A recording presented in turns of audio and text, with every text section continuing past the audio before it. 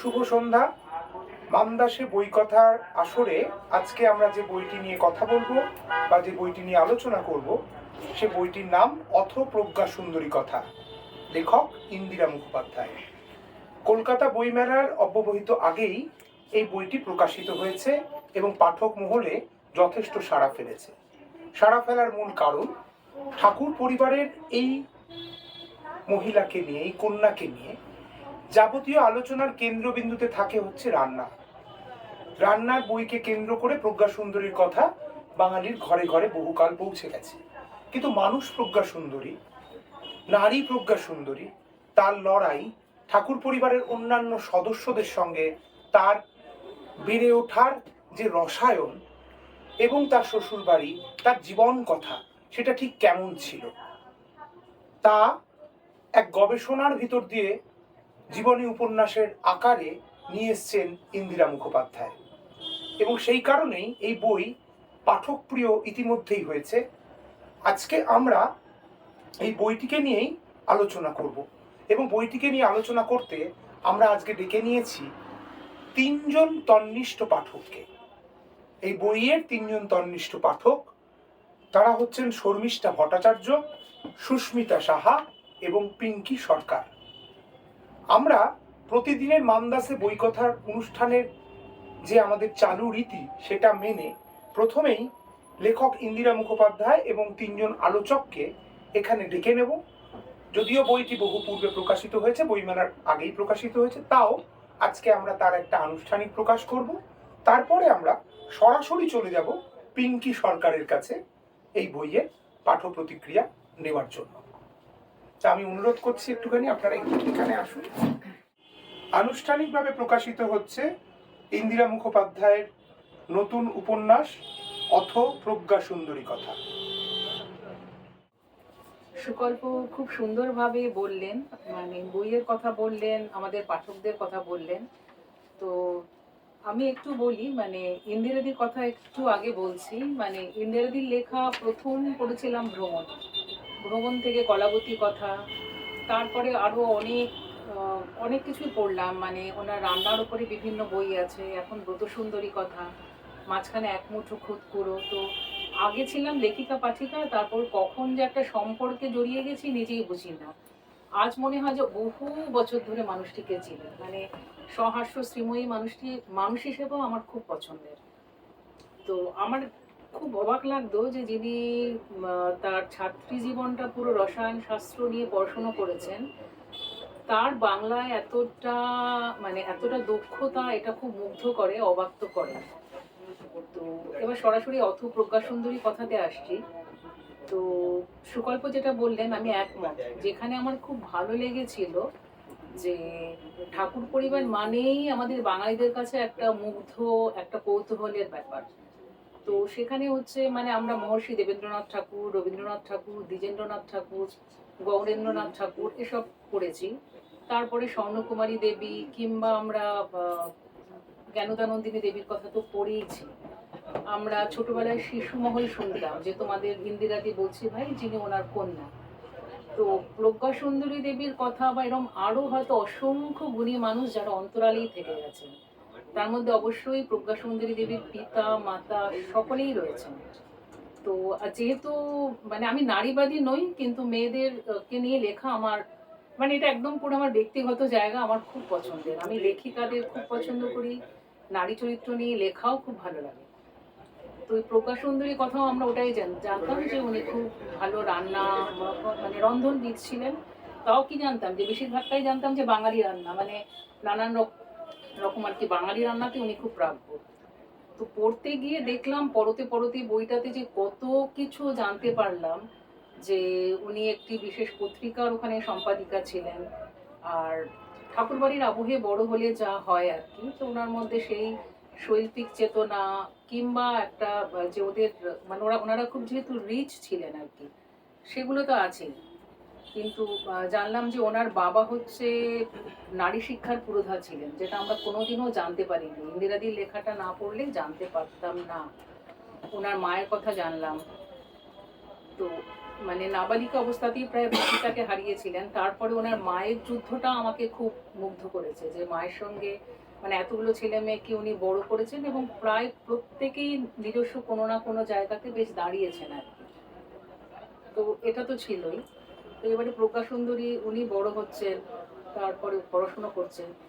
তারপরে যখন একটু অনেকটা বড় হলেন, ওনার বিবাহ জীবনে একটা প্রাদেশিক বিবাহ, ওই সময় প্রাদেশিক বিবাহটা খুব সহজ ব্যাপার ছিল না। আর ঠাকুর পরিবারিত তো ছিলই, একটা আভিজাত্যের মোড়কে তারা ছিলেন। তুলনামূলকভাবে লক্ষ্মীকান্ত বেজবড়ুয়া উনি অতটা মানে ওনারাও যথেষ্ট আসামে আর কি বিখ্যাত ছিলেন, কিন্তু ওই লেভেলটা ওই জায়গাতে ছিল না। তো কিন্তু সেখানে হচ্ছে ওখানটাতে বিয়ে হলো, হয়তো দুপক্ষকেই অনেকটা যুদ্ধ করতে হয়েছে, মানে অনেকটা মানে খুব বন্ধুর ছিল, মানে মসৃণ পথ ছিল না, বন্ধুর পথই ছিল, সেসব হলো। আর এসব অনেক খুঁটিনাটির মধ্যে আমার ব্যক্তিগতভাবে ইন্দিরাদিকে কোন জায়গাতে খুব সৎ লেগেছে, সেটা হলো যে রবীন্দ্রনাথ তো আমাদের খুব জনপ্রিয়, মানে আমাদের খুব ভালোবাসার মানুষ, এবং চিন্তাধারার দিকে উনি আমি মনে করি নিজের সময়ের থেকে 100 বছর এগিয়েছিলেন। কিন্তু কোনো এক জায়গাতে পারিবারিক সংস্কার বা আভিজাত্যকে বোধহয় অতিক্রম করতে পারেননি, যার জন্য লক্ষ্মীকান্ত বেজবড়ুয়াকে বলেছিলেন যে তুমি বাংলা সাহিত্যে লেখো, আমার অসমীয়া সাহিত্যের কোনো সেরমভাবে কোনো ভবিষ্যৎ নেই। এই যে রবীন্দ্রনাথকে নিয়ে এই কথাটা লিখতে পারা, এই ব্যাপারটা আমাকে মানে আমি খুব রবীন্দ্র ভক্ত, কিন্তু এই যে সংস্কার থেকে বেরিয়ে উনি লিখতে পেরেছেন ইন্দিরাদি এই মহাসত্যটা, এই ব্যাপারটা আমার খুব ভালো লেগেছে। এবং তারপরেও দেখা গেছে যে ওখানে একটা লক্ষ্মীকান্ত বেজবড়ুয়া মানে এই কথাটা বলেছিলেন যে অসমীয়া বাংলার একটা ভাষা নয়, বাংলার একটা আরেকটা বাংলা ভাষার উৎস নয়, এটা একটা স্বতন্ত্র ভাষা। এই ব্যাপারটা ভালো লেগেছে। এবার তারপরেও দেখছিলাম মানে ভারতী পত্রিকাতে হচ্ছে মানে রবীন্দ্রনাথের ব্যাপারটা ভালো লাগেনি, এবং ভারতী পত্রিকাতে উনি অসমীয়া সাহিত্যকে আক্রমণ করে বেশ কিছু আক্রমণাত্মক শব্দাবলী লিখেছিলেন, এবং অপমানাত্মকও বটে। তার প্রতিবাদে হচ্ছে লক্ষ্মীকান্ত বেজবড়ুয়া যখন লিখলেন, তখন কিন্তু প্রজ্ঞা সুন্দরী দেবী মানে খুব খুশি হয়েছিলেন যে ওনার স্বামীর মধ্যে এই ব্যক্তিত্বটা ছিল, এই ব্যাপারটা ভালো লাগলো।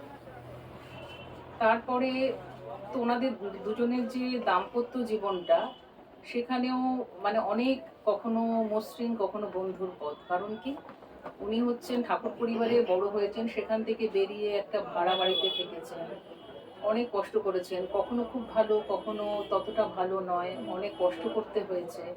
সেসব অতিক্রম করেও কিন্তু ওই দাম্পত্য সম্পর্কটাকে কখনো নষ্ট হতে দেয়নি।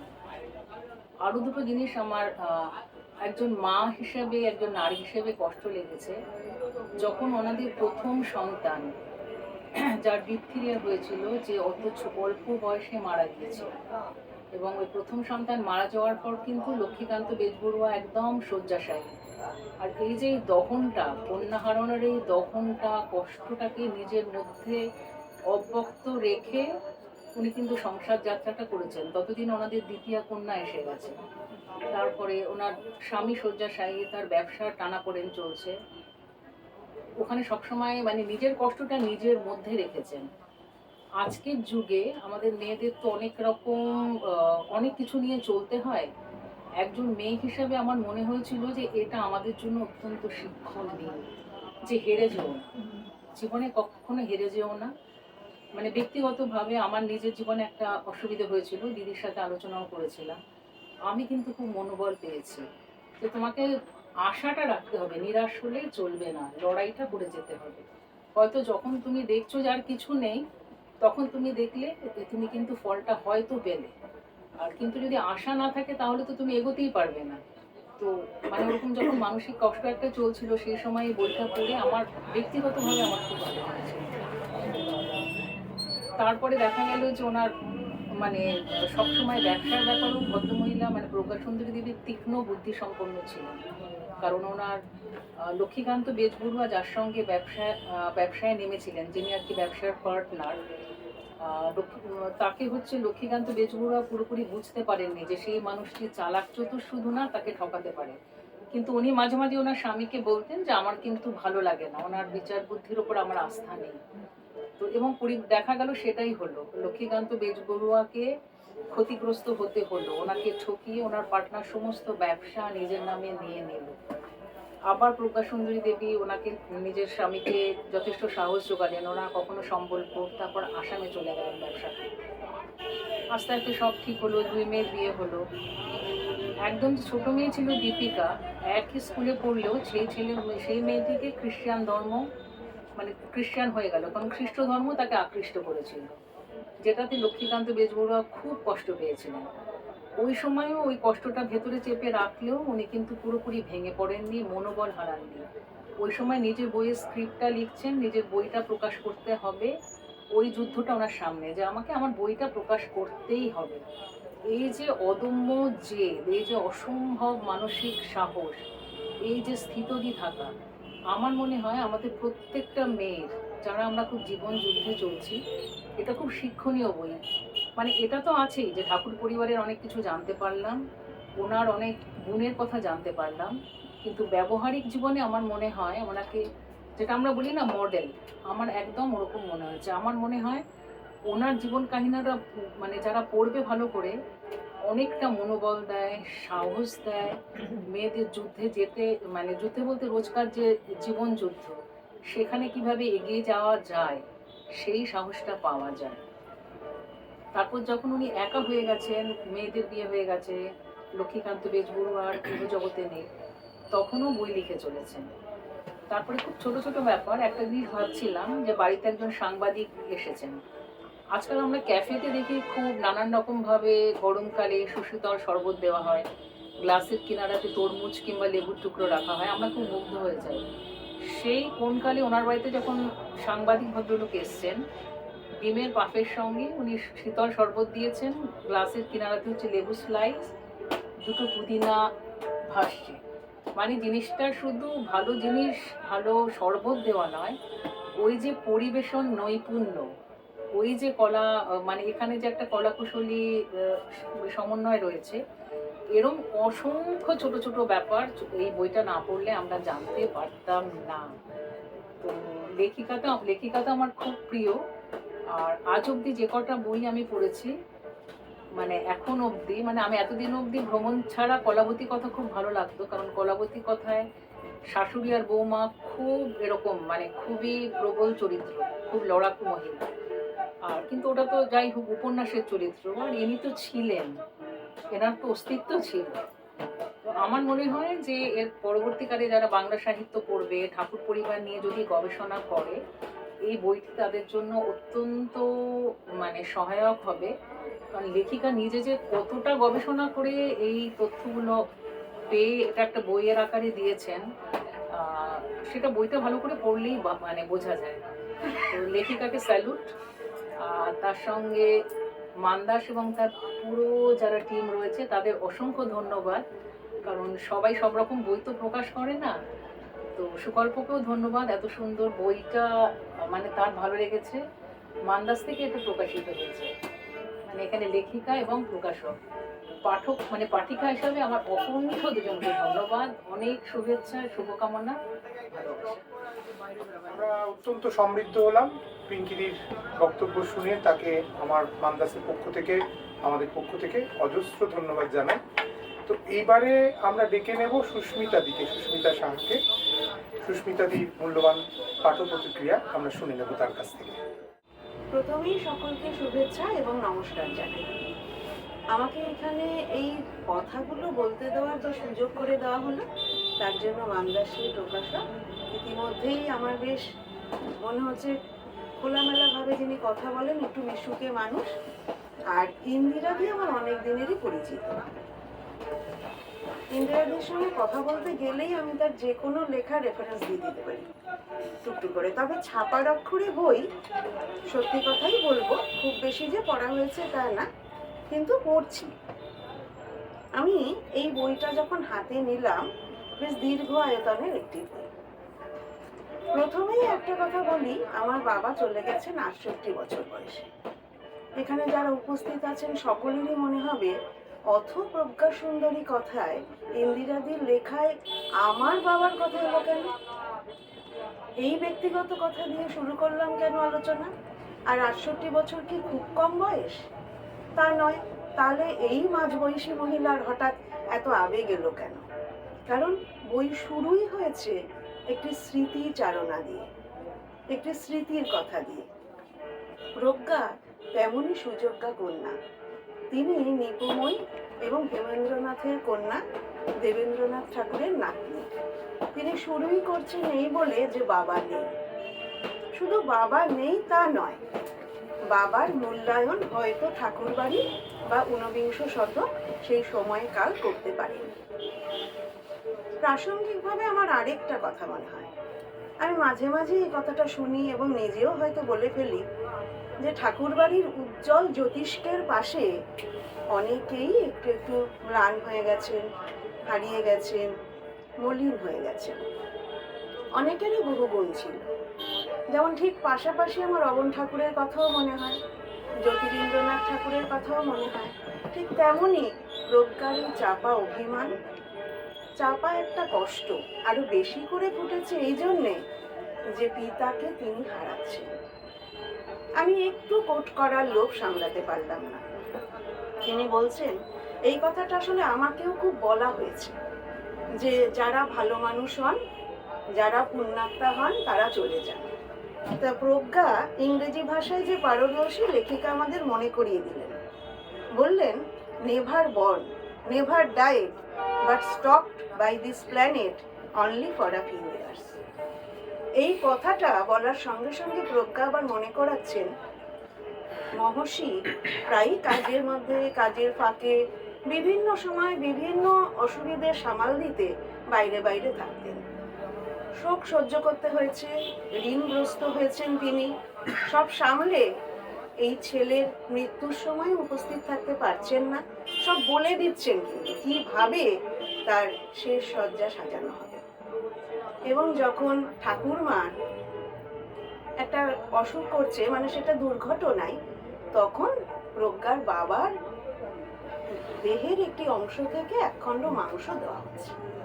এবং এইভাবে প্রজ্ঞা বলছেন যে এই জায়গাটা তার মনে হচ্ছে যে এমন একটা কিছু মহৎ কাজই বলা যায়, বা একটা গোল্ডেন রুল কিছু, যেখানে তার বাবাকে হয়তো এই জন্যই সবাই মনে রেখে দেবে, হয়তো এই জন্যই বাবা চলেও গেলেন। বাবার চলে যাওয়ার কারণ খুঁজছেন প্রজ্ঞা। অসম্ভব রূপবান মানুষ, ঠাকুরবাড়ির কে না রূপবান। রূপবান কথাটা নিয়েও প্রজ্ঞা ভাবছেন শুধু রূপেই তার প্রশংসা, শুধু রূপের প্রশংসাই হবে, তিনি 6 ফুট 6 ইঞ্চি লম্বা, এই তার পরিচয়। যেমন একজন কন্যার মনে হয় যে আমার বাবা শুধু দেখতে সুন্দর ছিলেন, আমার বাবা ভালো মানুষ ছিলেন, ব্যাস এই তার পরিচয়। তার অন্য দিকগুলো কোথায় গেল? প্রজ্ঞা মনে করিয়ে দিচ্ছেন যে তিনি মার্শাল আর্ট জানতেন। প্রজ্ঞা মনে করিয়ে দিচ্ছেন যে পালোয়ান অম্বু গুহর সঙ্গে তার তুলনা করা হতো। প্রজ্ঞা মনে করিয়ে দিচ্ছেন যে জ্যোতি রবি গৃহশিক্ষকের কাজ করেছেন, কড়া টিচার ছিলেন হেমেন্দ্রনাথ। এবং যে কথাটা আমার আরো বেশি ভালো লাগে, সেটা সত্যেন্দ্রনাথ ঠাকুরের মধ্যেও পেয়েছি। তিনি স্ত্রীকে অনেক স্বাধীনতা দিয়েছেন। হেমেন্দ্রনাথও তার ব্যতিক্রম নন, তিনি তার স্ত্রীকে সর্বক্ষেত্রে এগিয়ে দিয়েছেন। এই জন্য ঠাকুরবাড়ির অন্দরে যে কথা উঠেছে টুকটাক সমালোচনা, যে স্বামী স্ত্রী একটু আড়ালে থাকতেন, কেন না তাদের মনোমতো দাম্পত্য জীবন, তাদের মনোমতো কিছুটা আধুনিক, কিছুটা লক্ষ্মীশ্রী যুক্ত সংসার করতে গেলে হয়তো ঠাকুরবাড়ির ওই হট্টগোল থেকে একটু আড়াল হতে হতো, কিন্তু তা বলে কর্তব্যে স্বামী স্ত্রীকেও ত্রুটি করেননি। আমরা চলে যাই আরেকটু পরের দিকে। হেমেন্দ্রনাথ মারা যাচ্ছেন, একলা সংসার সামলাচ্ছেন মা নিপময়ী, তিনি সামলাচ্ছেন এতজন ছেলে মেয়েকে বড় করছে, তাদের মধ্যে থেকে প্রজ্ঞা বেরিয়ে আসছে। প্রজ্ঞার রন্ধন বিশারদ যে দিকটি, সেই দিকটিকে আমি না হয় আজকে নাই বললাম, কারণ ওই দিকটা প্রচুর আলোচনা হয়েছে, ওই দিকটা নিয়েই বরং আলোচনা হয়। আমি বরং চলে যাই তিনি তার জীবনের দ্বিতীয় পুরুষ হিসাবে যাকে চিহ্নিত করছেন তার কথায়। লক্ষ্মীনাথ বেজবরুয়া, অসমের মানুষ, শ্বশুর বাড়িতে যাচ্ছেন প্রজ্ঞা, এবং প্রজ্ঞা যখন শ্বশুর বাড়িতে যাচ্ছেন দেখছেন যে দুটো সংস্কৃতিতে সবসময় মিল হচ্ছে না। আমি বইটা পড়তে পড়তে, একটা বই পড়ার সব থেকে বড় জায়গা কি, গড়গড় করে তো বইটার বর্ণনা দেওয়া না, বরং এইটা একটুখানি বোঝা যে আমিও একটা নতুন রান্না শিখে ফেলছি, আমি একটা ডিমের পাফ শিখে ফেলছি, আমি শিখে ফেলছি যে প্রজ্ঞার শাশুড়ি মা কিভাবে একটা মাছের ওপরে শুধু ভাত ছড়িয়ে সেই ভাতের ভাপে রান্না করে ফেলছে, এরম একটা নতুন রান্না। প্রজ্ঞা তার শ্বশুর বাড়িকে স্বীকৃতি দিচ্ছেন ঠাকুর বাড়ির যোগ্য কন্যা হয়ে, কারণ তিনি তার রুচি আর বুদ্ধিতে মনে করেছেন যে স্বামীর ওই জায়গাটা তার আশ্রয়, কাজে সেই জায়গাটাও আমাকে সম্মান করতে হবে, যত কষ্টই আমার হোক না কেন। তারপরে বিভিন্ন জায়গায় স্বামীর সঙ্গে ঘোরা, এবং সেই সময়কালে প্রজ্ঞা একবারও নিজের পড়াশোনা থামাচ্ছেন না। আমরা যদি মনে করি, হঠাৎ হয়তো কেউ বলে উঠলো, আরে খুব ফেমিনিস্ট তো তুমি। হ্যাঁ, আমি একটু নারীবাদী বলবো না, কিন্তু আমি নারীদের নিয়ে লেখালেখি, মেয়েদের উত্থান পড়তে খুব ভালোবাসি। আমার মনে পড়ে যাচ্ছিল লেখাটা পড়তে পড়তে আরেক বাবা মেয়ের কথা। হয়তো সেখানে হেমেন্দ্রনাথের মতো সরব সমর্থন নেই, কিন্তু হয়তো কিছুটা বলা যেতে পারে সমর্থন নেই অনেক ক্ষেত্রে। না, মনে পড়ছিল যে মাধুরীলতা যাচ্ছেন মজফ্ফরপুরে বিয়ের পর, ওখানে গিয়ে তিনি ট্রেনিংয়ের স্কুল করছেন মহিলাদের জন্য, পারছেন না থাকতে, মাঝপথে কাজ থামিয়ে আবার চলে আসছেন, কারণ জীবনটা তো তার খুব কম ছিল, আয়ুটা বড্ড কম হয়ে গেছিল। প্রজ্ঞা থেমে থাকছেন না। প্রজ্ঞা ঠাকুরবাড়ির সেই মেয়ে যিনি স্বর্ণকুমারী সরলার পাশাপাশি নিজের ছাপ রেখে যাচ্ছেন। গানে তার দিদি যথেষ্ট নামডাক, তাই তিনি চলে এলেন অন্যদিকে।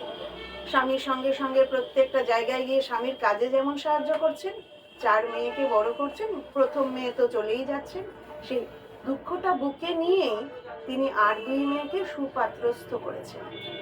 এই 2 জামাইকে খেতে দিচ্ছেন যখন, আমরা বাঙালি ঘরের একটা কালচার, একটা রীতি ফুটে উঠতে দেখি, এই এতদিনে প্রজ্ঞা একটা কাজের মতো কাজ পেয়েছে, জামাই আদর করতে বসেছে, শাশুড়ি প্রজ্ঞা। প্রজ্ঞার জীবনের কথাগুলো বলার সময় আমার একটা জিনিস খুব মনে হচ্ছিল, কোথায় লেখিকা তো এক পেশে লেখা লেখেননি, তিনি তো শুধু প্রজ্ঞার কথা বলছেন না, তার লেখার অনেকটা অংশ জুড়ে থাকছেন লক্ষ্মীনাথ রবীন্দ্রনাথ, জুড়ে থাকছেন হেমেন্দ্রনাথ, জুড়ে থাকছেন লক্ষ্মীনাথের জীবনের স্ট্রাগলটা। এটা আমার মনে হয়েছে যে লেখিকা ছড়িয়ে দিতে চাইছেন, প্রজ্ঞাকে ঘিরে রয়েছেন তো এরা, কাজে শুধু প্রজ্ঞার কথা লিখলে হয়তো বইটার মধ্যে মনে হতো বাবা শুধুই প্রজ্ঞার কথা, তাহলে হয়তো ওই মেয়েটিকেই হাইলাইট করতে চাইছেন তিনি, তার স্বামী তার পিতা এদের কথা তো পেলাম না। তাই কোনোভাবেই বলা যাবে না জেন্ডার বায়াস, এখানে কিন্তু প্রজ্ঞার পাশাপাশি আমরা লক্ষ্মীনাথের কথাও, তার স্ট্রাগলের কথাও জানতে পারি। আমি সময় হয়তো বেশি নিচ্ছি না, আর একটু বলে আমি শেষ করছি। একেবারে শেষে এসে গতকাল ঈদ ছিল, আমার একটা কথা খুব মনে হচ্ছে, একেবারে শেষ পর্যায়ে এসে লক্ষ্মীনাথ খুব দুঃখ পাচ্ছেন, মেয়ে খ্রিস্টান হয়ে গেছে, 4র্থ মেয়ে, একদম কনিষ্ঠা কন্যা, তার মন খুব খারাপ হয়েছে। হিন্দু ধর্মে কি কোনো মহতী শক্তি নেই?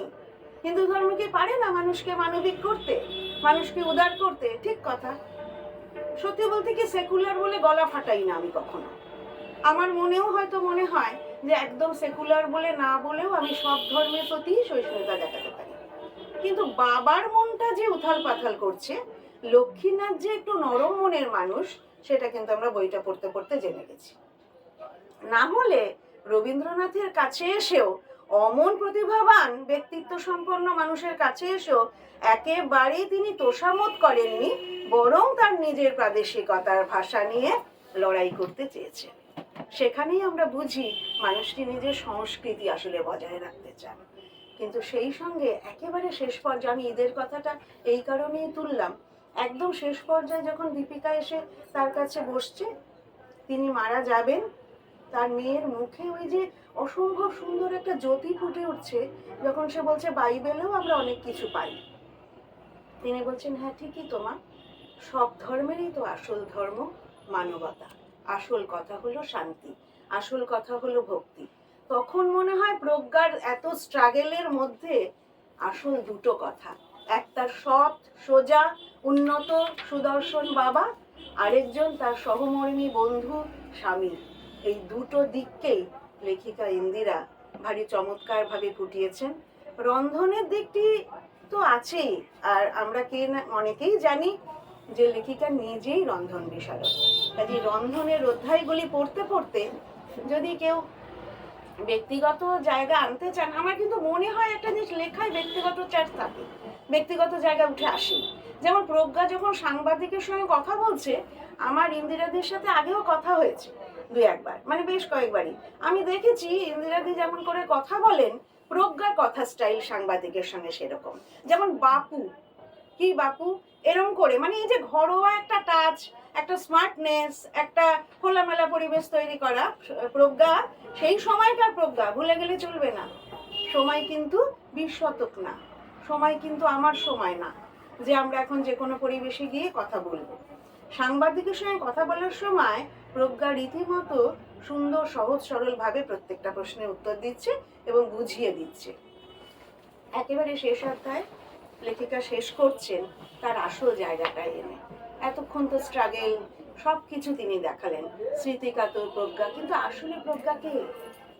প্রজ্ঞা 19 শতকের সেই নারী, যে কিনা সেই রবীন্দ্রনাথের ভাষাতেই ধার করে বলি, আমি নারী, আমি মহীয়সী। হ্যাঁ, এই নারী একেবারে শেষ অধ্যায়টা তিনি তাই প্রজ্ঞার জন্য রাখেন, সেখানে আর কেউ না। প্রজ্ঞার বই বেরোচ্ছে, প্রজ্ঞার বই এখনকার ভাষায় হটকেক। প্রজ্ঞার বইয়ের অনেক বিক্রি হচ্ছে। স্বামী বলে গেছেন, আরে নিরামিষ বইয়ের এত বিক্রি, নিরামিষ রন্ধন প্রণালীর, তুমি আমিষ করো তো, আমিষ রন্ধন প্রণালী শুরু করো।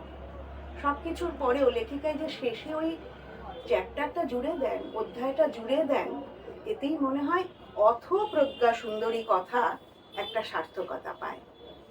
আমরা স্বর্ণকুমারীর কথা জানি, আমরা সরলা দেবীর কথা জানি, আমরা আরো বহু নারীর কথা জানি, আমরা জ্ঞানদা সুন্দরী নন্দিনী দেবীর কথা জানি, তার কথাও বলতেই পারি। আমরা আরেক গৃহবধূর কথা জানি, যার কথা কিনা উঠে আসে বিতর্কের জন্য।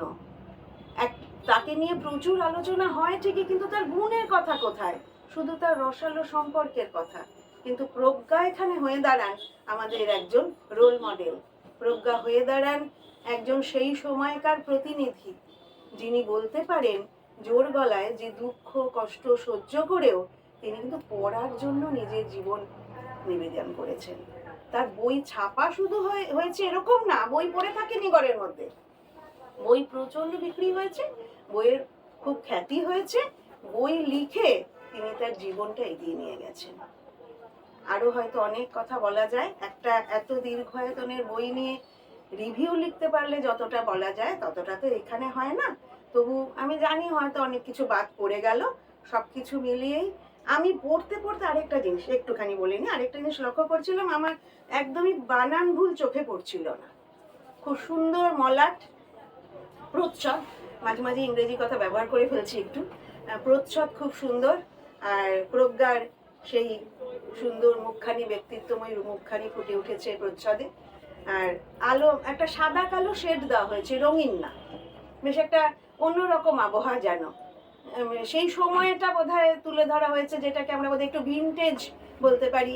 একটা ধ্রুপদিয়ানা ছাপ তো আছেই। আর প্রকাশককে ধন্যবাদ দেব, প্রকাশক যদি আরও এরম ঠাকুরবাড়ির মেয়েদের নিয়ে কাজ করেন তাহলে আমার খুব ভালো লাগবে। আমি মনে হয় অনেকেই খুব খুশি হবেন, এটা সব নারী পুরুষ নির্বিশেষে আমার মনে হচ্ছে। ধন্যবাদ লেখিকাকে আর প্রকাশককে। সুস্মিতা দিকে অজস্র ধন্যবাদ জানাই। আমরা আজকে সন্ধ্যায় ক্রমশ ঋদ্ধ হচ্ছি দুজন তন্নিষ্ঠ পাঠকের কাছ থেকে। আমরা প্রজ্ঞা সুন্দরী অথ প্রজ্ঞা সুন্দরী কথার পাঠ প্রতিক্রিয়া পেলাম। এবার আমরা চলে যাব শর্মিষ্ঠাদির কাছে, শর্মিষ্ঠা ভট্টাচার্য। আমি তাকে অনুরোধ করব তার পাঠ প্রতিক্রিয়া ব্যক্ত করার জন্য। আজকে এই সন্ধ্যায় যে ইন্দিরাদি এবং মান্দাসের তরফ থেকে সুকল্পবাবুর আহ্বানে এখানে আসতে পেরেছি, এরকম একটা পরিবেশে মানে কোনো পাঠ প্রতিক্রিয়া দেব, এই ব্যাপারটাই আমার কাছে একদমই নতুন অভিজ্ঞতা। মানে প্রথমবার আমি এরকম একটা কোনো জায়গায় এলাম, এবং তার ফলে কি বলবো, মানে আমি একটা এই পুরো ঘটনাটাতেই আমি একটা অভিভূত হয়ে রয়েছি।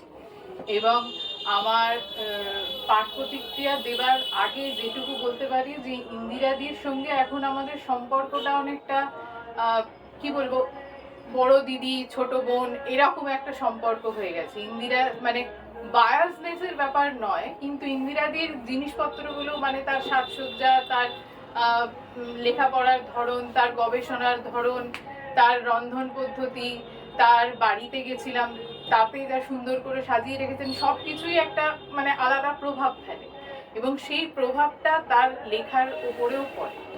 মানে সেইগুলো আমাদের মনে একটা আলাদা ছাপ রেখে গেছে এবং সেই থেকে আমি এই পাঠ প্রতিক্রিয়া দিতে গিয়ে যেটা আমি দেখেছি যে এই অথ প্রজ্ঞাসুন্দরী কথা, এই নামটাতেই প্রথম কথা আমার ছোটবেলার একটা স্মৃতি মনে পড়ে। মানে আমরা যখন ছোট ছিলাম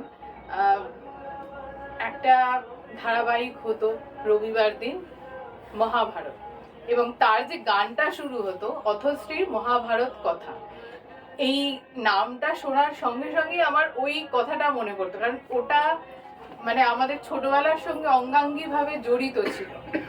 এবং আমার মনে হয় হয়তো প্রকাশকদের মাথাতেও সেই ব্যাপারটা ছিল কিনা আমি জানি না, মানে ওই কথাটার সঙ্গে আমার এত রিলেট করতে পেরেছি যে মানে আমার নামটাতেই এত ক্যাচি লেগেছে যে জিনিসটা আমার সেইখানেই অর্ধেক কাজ দিতে গেছেন, মানে এরকম টাইপের ব্যাপার মনে হয়েছে। তারপরে যেটা হয়েছে যে মানে আমি ব্যক্তিগতভাবে মনে করি যে আমি কিন্তু রান্না বান্নায় খুব একটা পারদর্শী নই, বা সেই জন্য আমি প্রজ্ঞাসুন্দরী দেবীর কথা কিন্তু আগে সত্যি কথা বলতে জানতাম না। মানে ঠাকুর বাড়ির মহান যিনি জ্যোতিষ্ক তার কথা তো আমরা সবাই জানি, মানে বাঙালি বলতেই তার কথা আমরা সবাই জানি, এবং তার সঙ্গে রিলেটেড আরো কিছু মানুষজনের কথা আমরা জানি, কিন্তু প্রজ্ঞাসুন্দরী দেবীর কথা বা তার বাবা এবং তার মায়ের কথা সেটা কিন্তু আমি ইন্দিরাদির এই বইটার মাধ্যমেই জেনেছি। এবং আরো একটা যেটা মানে আমি দিদিকে ধন্যবাদ দেবো এই জন্যে যে এই বইটি পড়ার পর আমি কিন্তু প্রজ্ঞাসুন্দরী দেবীর আমিষ এবং নিরামিষ আহার সেই বইটিও কিনে পড়েছি। মানে এই বইটা আমাকে ইন্সপায়ার করেছে যে ওই বইটিও পড়ার জন্য। মানে সেইটা আমার মনে হচ্ছে যে এই বইটির একটা বড় সফলতা যে একজন মানুষকে যে পুরোনো দিনের বই পড়াতে আরো উৎসাহ দান করা, এবং আমার মতো আমার জেনারেশনের বা তার পরের জেনারেশনের ছেলে মেয়েদের এই বইটি পড়লে যে পুরোনো বইগুলো পড়ারও একটা উৎসাহ দিচ্ছে, এই জিনিসটা কিন্তু এই বইটা পড়ার মাধ্যমে আমি জানতে পেরেছি।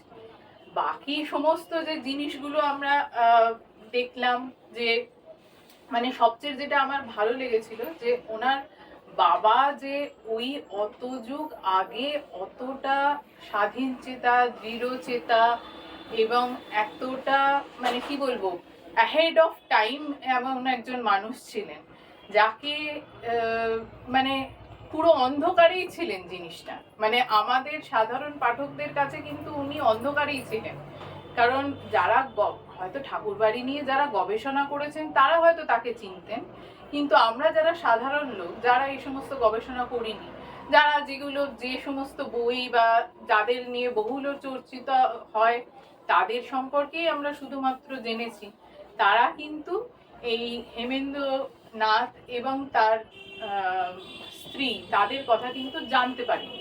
তো যখন জানলাম যে ওই যুগে মানে ওই রকম ব্যায়ামবিদ, রসায়নবিদ, তারপরে এইরকম ভাবে নারী স্বাধীনতাকে এগিয়ে নিয়ে যাচ্ছেন, তারপরে আরো একটা জিনিস যে ওই যুগে উনি একটা মানে আমি এই উপন্যাসেই পড়লাম যে পিরালি ব্রাহ্মণ এবং কুলীন ব্রাহ্মণ এই দুটো পরিবারের একটা সংযোগ হচ্ছিল ওনার বাবা এবং মায়ের বিয়ের সময়, এবং সেই সময় একটা যথেষ্ট একটা সংঘাতের ব্যাপার হয়েছিল, এবং মানে তখনকার দিনে পুলিশ প্রোটেকশন দিয়ে তবে বিয়ের মানে আয়োজনটা করতে হয়েছিল, কারণ সেই রকমই একটা পরিবেশ সৃষ্টি হয়ে গেছিল। কিন্তু সেইখানেও মানে যেখানে মনে করুন মহর্ষি দেবেন্দ্রনাথের মতন স্ট্যাচারের একজন ব্যক্তিত্ব খানিকটা ভয় পাচ্ছেন, সেখানে কিন্তু হেমেন্দ্রনাথ ভয় পান। মানে সেটা ওনার কি বলবো, যৌবনের স্পর্ধাই হোক বা ওনার যে প্রবল পরাক্রম, যে ওনার একটা দেহের বল, সেটার মানে সেটার দরুন যে মনের জোরটা ওনার এসছে, সেটার দরুনই হোক, উনি কিন্তু এই ব্যাপারটায় ভয় পাননি, বরং এগিয়ে গেছেন যে যা কিছু বাধাই আসুক আমি এই বাধা কিন্তু অতিক্রম করব। এবং এই যে সংযোগটা স্থাপিত হচ্ছে এবং এর ফলে ওনারা যে ব্রাহ্ম ধর্মটাকে আরো নতুন করে সাধারণের সামনে ছড়িয়ে দিতে উৎসাহী ছিলেন, সেই ব্যাপারটা কিন্তু ওনারা করতে পারছিলেন। এবং সেই মানে সেই দৃষ্টান্তটা স্থাপন করার জন্যই ওনার মনে হয়েছিল এই বিবাহটা করাটা অবশ্যই জরুরি, এবং সেটা শেষ পর্যন্ত করেও ছিলেন। এবং তার ফলে আমি দেখলাম যে মানে ওনার মধ্যে এই যে একটা মানে যুগান্তকারী একটা চিন্তা ভাবনা, যে আমি এই ব্যাপারটা করব এবং যার মাধ্যমে সাধারণের মধ্যে একটা দৃষ্টান্ত স্থাপন হবে, সেইটা কিন্তু উনি করেছেন। এবং সেই ব্যাপারগুলো, সেই বর্ণনাগুলো ইন্দিরা দিয়ে এই বইটিতে এত সুন্দরভাবে ফুটিয়েছেন, মানে বইটি একটা ঐতিহাসিক দলিলের মতন হয়ে গেছে। মানে সেই সময়টাকে আমরা যেন চোখের সামনে দেখতে পাচ্ছি, যে হ্যাঁ সেই সময় এই জিনিসগুলো হচ্ছিল, যেন মানে মনে হচ্ছিল যে এই এনার বাড়িতে এরকম ঘটনাটা হয়েছে, সেই সব লোকেরা সব চলে এসছে, ওনার বাড়িতে এইরকম প্রবলেম গুলো হচ্ছে, মানে আমরা যেন চোখের সামনে মানে একটা জলজান্ত ছায়াছবির মতন দেখতে পাচ্ছি। এবং আরো একটা জিনিস খুব ইন্টারেস্টিং, মানে সেটা খুব একটা ইন্টারেস্টিং জিনিস নয়, কিন্তু সেটা আমার সঙ্গে একটু রিলেট করতে পারি, যেহেতু মানে ওনার ঠাকুমা এবং দেবেন্দ্রনাথ যখন মারা যান, তখন আমরা দেখেছি যে মহর্ষি দেবেন্দ্রনাথ ছিলেন চুচুড়াতে ওনাদের মানে জমিদারের কাজকর্ম করার জন্য। এই যে চুচুড়া শব্দটা, মানে আমি যেহেতু সেটা আমার জন্মস্থান এবং সেখানেই আমার বড় হয়ে ওঠা, তাই চুচুড়া শব্দটি এলেই আমার একটা আলাদা একটা নস্টালজিক ফিলিং হয়, সেইটা আমি বইটার মধ্যে পেয়েছি। এবং আমার যেটা মনে হয়েছে, মানে এই যে হেমেন্দ্রনাথ তার যে যে গুণাবলীগুলো উনি চেয়েছিলেন ওনার ছেলে মেয়ের মধ্যে থাকুক, সে ওনার প্রত্যেকটি ছেলে মেয়ের মধ্যেই সেই গুণাবলী ছিল, কিন্তু প্রজ্ঞা সুন্দরী যেন সেই গুণাবলীটাকে একটি চরম সীমায় পৌঁছে দিয়েছে। যে একজন দার্শনিকতার দিক থেকেও যেন তার বাবার হেমজ্যোতিতে যে সমস্ত দার্শনিক ভাবনা চিন্তাগুলো লিখে গেছিলেন, সেইগুলোর প্রতিফলন ওনার জীবনের প্রত্যেকটা মুহূর্তে, প্রত্যেকটা পদক্ষেপে যেন উনি সেটাকে পালন করে গেছেন। এবং মানে ওনার বাবাকে যেন উনি বুকের মধ্যে ধারণ করে ওনার জীবনটাকে অতিবাহিত করেছেন। যদিও অতি অল্প বয়সেই ওনার বাবা চলে গেছেন, কিন্তু সেই বাবার যে শিক্ষাটা বা পরবর্তীকালে ওনার দাদা যে বাবার যে সমস্ত লেখাগুলো লিখেছিলেন, সেগুলো যে উনি সংকলন করে রেখেছিলেন, সেই সংকলনটা পড়েও যে ওনার এই যে বাবার যে শিক্ষাগুলো উনি এবং ওনার ভাই বোনেরা সবাই পেয়েছিলেন, এবং সেইটাকে ধারণ করে ক্রমাগত জীবনে এগিয়ে গেছেন। এবং আমার মনে হয়েছে যে এই যে জীবনের বিভিন্ন সময়ে যে বিভিন্ন ঝড় ঝাপটা ওনার জীবনে এসেছিল, প্রজ্ঞা সুন্দরী দেবী ওনার বাবার এই দার্শনিক যে চিন্তা ভাবনা এবং দার্শনিক যে সমস্ত উনি আশীর্বাদ মূলক নানা রকম কথা বলেছেন, সেইগুলোকে সামনে রেখে উনি সেই সব ঝড়ঝাপটাগুলোকে পেরিয়ে যেতে পেরেছেন। এবং ওনার স্বামীর কথা বলতে গেলেও সেইখানেও আমি একটা প্রতিফলন দেখতে পাই, যে ওনার স্বামীর সঙ্গে যখন বিবাহের সম্বন্ধ হয়, সেই সময়ও কিন্তু ওনার বাবা এবং মায়ের সময় যে একটা সমস্যার সৃষ্টি হয়েছিল বিবাহ বন্ধনের ক্ষেত্রে, ওনার স্বামী এবং প্রজ্ঞা সুন্দরী দেবীর বিবাহের সময়ও কিন্তু এরকম একটা সমস্যার সৃষ্টি হয়েছিল। কারণ মানে দিদির বই থেকেই দেখলাম যে ওনার স্বামীর বয়স বোধহয় প্রায় ওনার কাকা রবীন্দ্রনাথ ঠাকুরের সমবয়সী ছিলেন। তারপরে ওনাদের মানে আভিজাত্যর দিক থেকে যে পর্যায়ে ঠাকুর বাড়ি ছিল, সেই আভিজাত্যের দিক থেকে সেই পর্যায়ে ছিলেন না। হয়তো অর্থের দিক থেকে সমান সমান হলেও সেই সময় কিন্তু আভিজাত্যের দিক থেকে তারা ছিলেন না। কিন্তু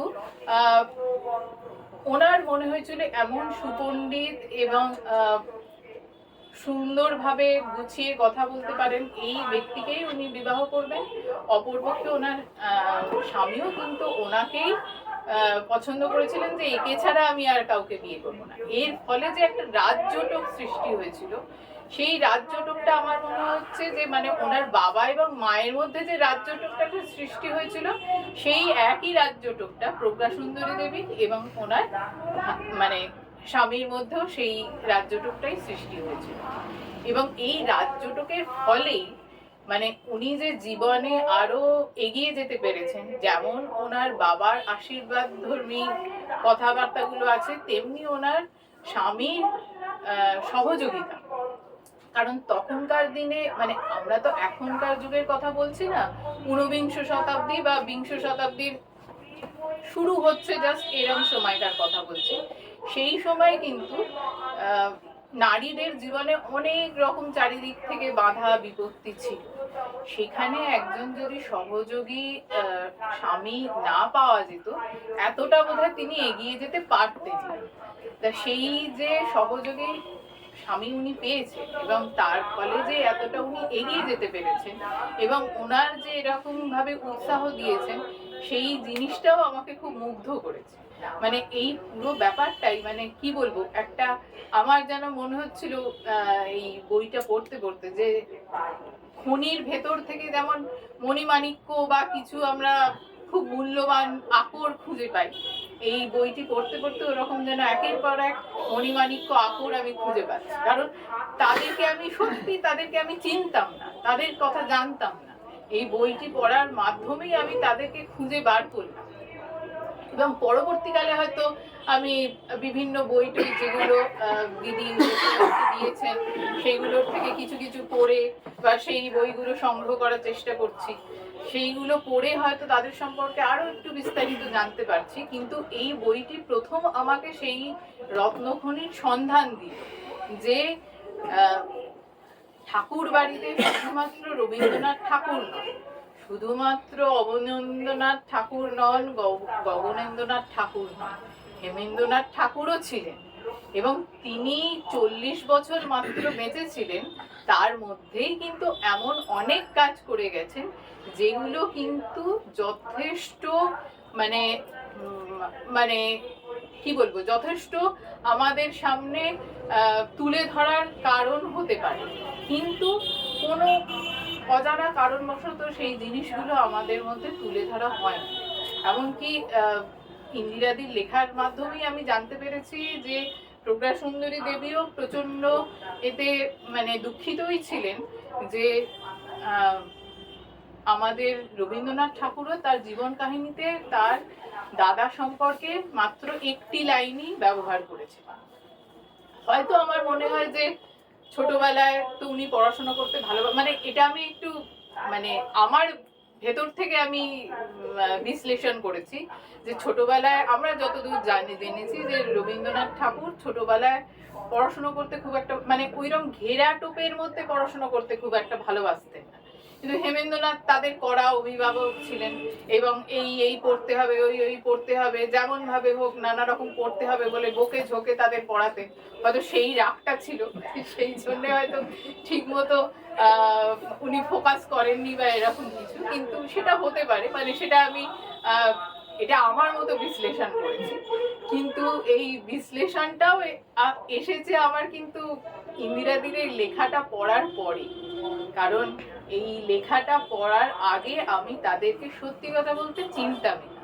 সেই জন্য এই ইন্দিরাদি এবং মানদাসকে আমি অসংখ্য ধন্যবাদ জানাই যে আমাকে এই আকরের সন্ধান দিয়েছে। নমস্কার। আমরা তিনজন পাঠকের তন্নিষ্ঠ পাঠকের বক্তব্য শুনলাম। আমরা পিঙ্কিদির কথা শুনলাম, সুস্মিতাদির কথা শুনলাম এবং শর্মিষ্ঠাদির কথা শুনলাম। বিভিন্ন দিক থেকে অথপ্রজ্ঞা সুন্দরী কথাকে আমরা আজকে আবার নতুন করে আবিষ্কার করলাম। আমি সে নিয়ে শেষে দু কথা বলবো, কিন্তু আপাতত আমরা চলে যাব অথপ্রজ্ঞা সুন্দরী কথার লেখকের কাছে, ইন্দিরা মুখোপাধ্যায়। তার কাছ থেকে একটু শুনে নেব এই উপন্যাসের জন্মকথা এবং এই উপন্যাসের হয়ে ওঠার সামান্য কিছু কথা আমরা ইন্দিরাদের কাছ থেকে শুনে নেব। প্রথমেই বলি যে এত সুন্দর একটা মানে বই কথার আড্ডা, এই কনসেপ্টটাই আমার কাছে একটা ভীষণ আনন্দের। কে বলে যে আমরা আজকাল বই পড়ি না, বাঙালি আজকাল বই মুখ নয়, ডিজিটাল যুগে আমরা নাকি সারাক্ষণ শুধু রিলসে ডুবে আছি আর হাতের মুঠোয় সব ছোট ছোট ভিডিও দেখছি? মনে হয় না, কারণ আমার পাঠককুল অন্তত সেইটা প্রমাণ করেছেন। আজকে অন্তত এই তিনজন, আজকে সন্ধ্যায় যে আমার তিনজন তন্নিষ্ঠ পাঠককে আমি পেয়েছি, এবং তারা কিন্তু সত্যিকারের কি বলবো বই পোকা তিন পাঠক, এবং যারা বই পড়তে ভালোবাসে এবং তারা সাহিত্যমুখী এবং তারা বই কিনে পড়েন আমার মতোই। এবং তখনই মনে হয় একজন লেখক হিসেবে যে এত বড় একটা উপন্যাস লেখার সার্থকতা সেখানে। আর আমার ভাতৃসম সুকল্প চট্টোপাধ্যায়, মান্দাসের কর্ণধার, সুকল্পর কাজ নিয়ে কিছু নতুন করে বলার নেই, কারণ আমার এটি হলো মান্দাস থেকে প্রকাশিত 4 নম্বর বই, এবং প্রত্যেকটি বইয়ের প্রোডাকশন এবং আমার প্রত্যেকটি বইয়ের প্রচ্ছদ করেছেন বেশ এখন উদীয়মান কিন্তু নাম করা মানে খুবই মানে প্রতিভাবান একজন প্রচ্ছদ শিল্পী সুপ্রসন্ন কুণ্ডু।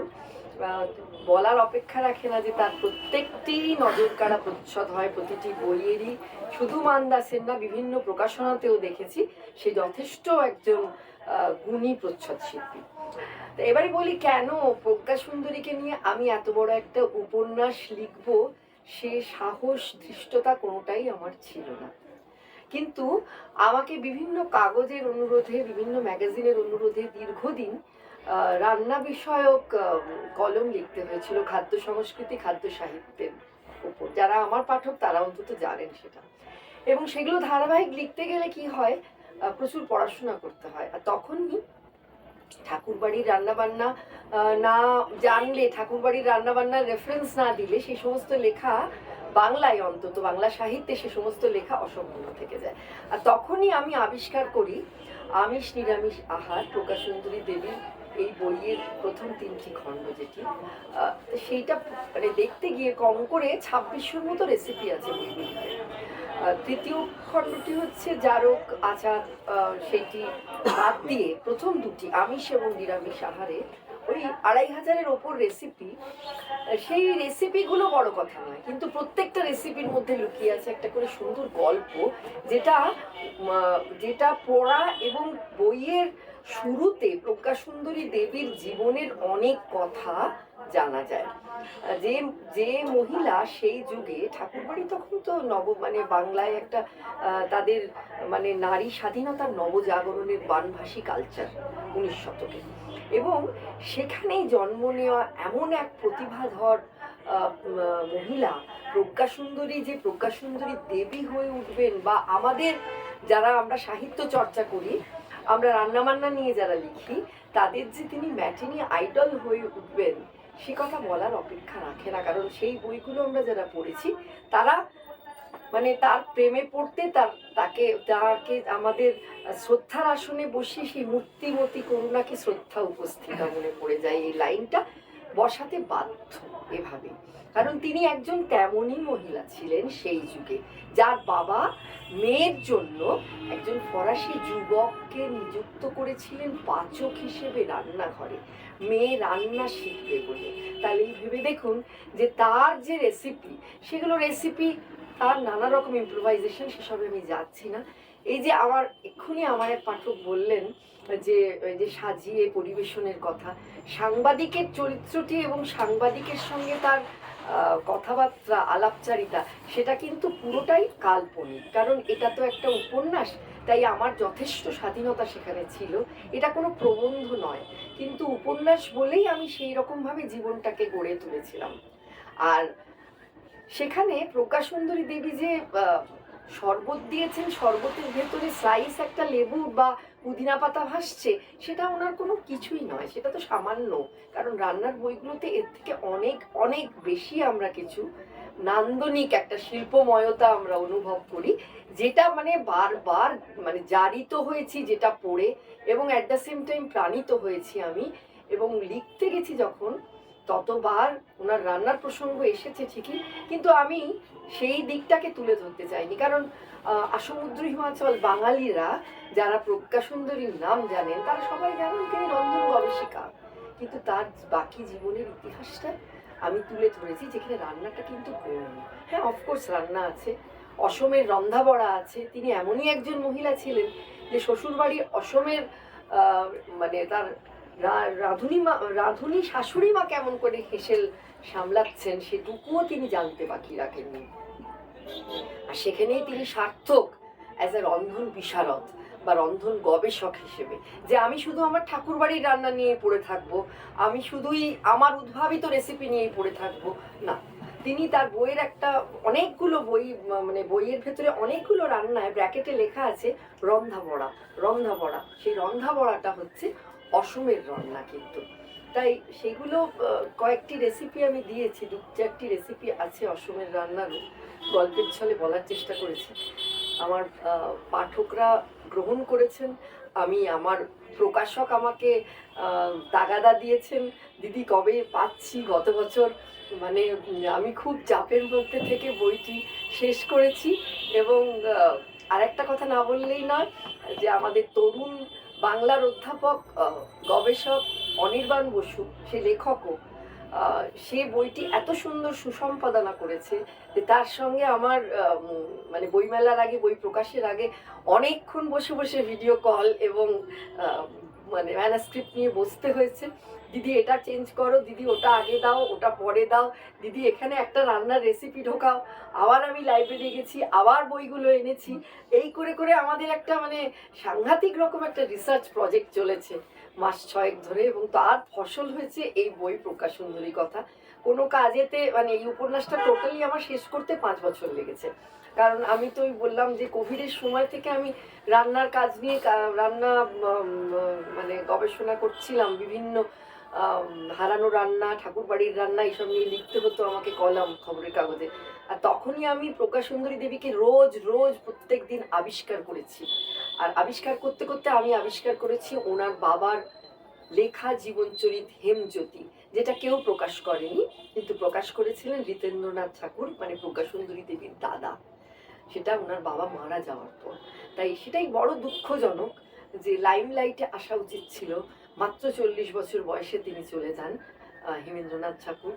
আর মানে আমরা হারিয়েছি বলতে পারি। আমরা আরও কিছু বাংলার সাহিত্যকে দেওয়ার ছিল হয়তো তার, আর তবে তার সুযোগটা প্রত্যেকটি কন্যা এবং মানে পুত্র 11 জন ছেলে মেয়ে প্রত্যেকেই স্বনামধন্য, মানে এক্সে বারকার এই প্রত্যেকে জীবনীগুলো পড়লে বোঝা যায়। প্রজ্ঞা সুন্দরী দেবী তাদের মধ্যে তার বেস্ট সেলার বইগুলোর জন্য বিখ্যাত।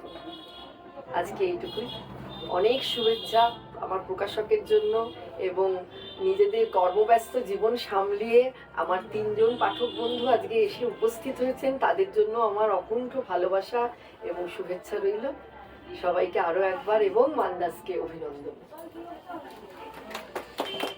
ইন্দিরাদির কথার সূত্র ধরে একটুখানি বলি যে এই বইটির সম্পাদনার কাজ করেছে অনির্বাণ বসু। অনির্বাণ আমাদের মান্দাসের লেখক এবং আমার অত্যন্ত স্নেহভাজন একজন মানুষ, গবেষক এবং অধ্যাপক। তাকে মান্দাসের তরফ থেকে আলাদা করে ধন্যবাদ দেওয়ার কোনো মানে নেই। যাই হোক, আর অথ প্রজ্ঞা সুন্দরী কথা, অন্যান্য ইন্দিরাদির বই সবসময় আমি প্রচ্ছদ করতে দিই সুপ্রসন্নকে। তার কারণ হচ্ছে ইন্দিরাদির প্রতিটি বইয়ের মধ্যে, ইন্দিরাদির সঙ্গে আমরা যে কটি কাজ করেছি প্রত্যেকটি বইয়ের মধ্যে একটা ঐতিহ্যের সঙ্গে বর্তমানের সেতু থাকে, এবং সেই ঐতিহ্যের এবং বর্তমানের সমকালীনতা আর ঐতিহ্যের যে রং, একটু আগে দিদি বললেন ভিনটেজ শব্দটা ব্যবহার করলেন, তো এই দুয়ের এক সম্মিলন ঘটাতে আমার মতে তরুণ শিল্পীদের মধ্যে আমি সুপ্রসন্নকেই আমি সব থেকে সুযোগ্য বলে মনে করি বলে এই ইন্দিরাদির কাজগুলির ক্ষেত্রে সুপ্রসন্নকেই আমরা নির্বাচন করি। এছাড়াও আমাদের অন্যান্য তরুণ শিল্পীরা তো আছেনই। এই দুটো কথা বলার পরে যে কথা বলার সেটা হচ্ছে যে এই যে ইন্দিরাদি যে কথাটা বললেন যে বইমুখ নয় বাঙালি, সেটার যে ভুল পরিচয় আমরা পেলাম। শুধু তাই নয়, আজকে যে 3 জন পাঠককে আমরা পেলাম এটা মান্দাসের অর্জন কোথাও গিয়ে দাঁড়িয়ে। আজকে সার্থক মান্দাসের এই অনুষ্ঠান আয়োজন, বইকথা অনুষ্ঠানে, মান্দাসে বইকথা অনুষ্ঠানে আজকে যারা এসছেন তিনজনেই কিন্তু তিনজনের জগতে অত্যন্ত সুপ্রতিষ্ঠিত। আমরা কেউই কিন্তু তাদের পেশার কথা উল্লেখ করলাম না, ইচ্ছে করেই করলাম না, কারণ আজকে মান্দাস তাদেরকে উপস্থাপন করতে চাইছে অথপ্রজ্ঞা সুন্দরী কথার পাঠক হিসেবে। আমরা পিঙ্কি দিকে, সুস্মিতা দিকে এবং শর্মিষ্ঠা দিকে আমাদের মধ্যে আমরা পাঠক হিসাবে ডেকে নিয়েছি এবং তাদের পাঠকৃতি শুনে আমরা মুগ্ধ হলাম।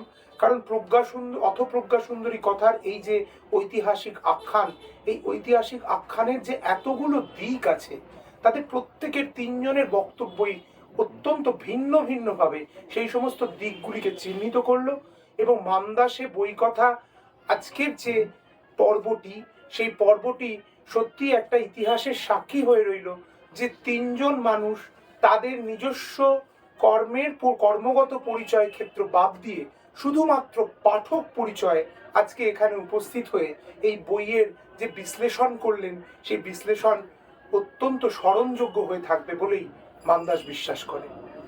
শুভরাত্রি, সকলকে অসংখ্য ধন্যবাদ জানিয়ে আজকে মান্দাসে বইকথা অনুষ্ঠান আমরা এখানেই শেষ করছি।